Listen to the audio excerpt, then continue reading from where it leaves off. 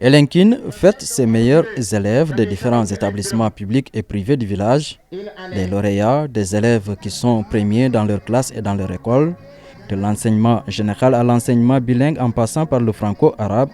Ils ont reçu des cadeaux. Je suis très content aujourd'hui. On a bien travaillé en classe et on a toujours le rêve d'être le meilleur de l'école. Dans notre classe, on faisait des concurrences. Je les encourage et leur dis de faire des efforts comme nous. C'est une initiative de la génération 80-85 du village qui vise à cultiver l'excellence. Au total, une trentaine d'élèves ont été primés pour cette première édition. Nous avons jugé nécessaire de créer cet événement pour davantage orienter les enfants vers on va dire, l'excellence. En quoi faisant? En partant tout simplement d'un constat. Je l'avais dit tantôt, nous restons convaincus que la ressource la plus importante pour nous, c'est la ressource humaine. Et pour avoir une ressource humaine de qualité, il faut la former. Et la formation, c'est d'abord une éducation familiale complétée maintenant au niveau de l'école.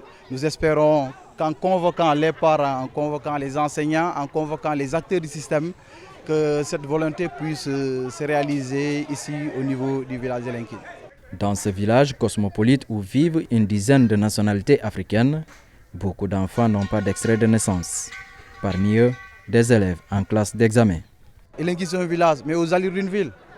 Nous avons Internet, nous avons l'eau, nous avons tout. C'est-à-dire on est en ville presque. Et dans la ville, où en tout cas, je mets les guillemets, on a encore 300 élèves non déclarés. Donc c'est quand même très inquiétant, c'est écœurant, mais au-delà du cri du cœur, je pense que nous devons nous tous mettre la main dans la pâte.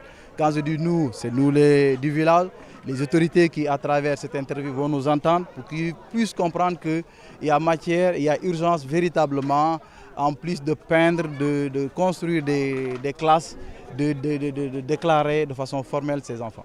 La journée d'excellence a été aussi une occasion pour la génération 80-85 d'honorer les anciens instituteurs qui ont semé les bonnes graines de l'éducation.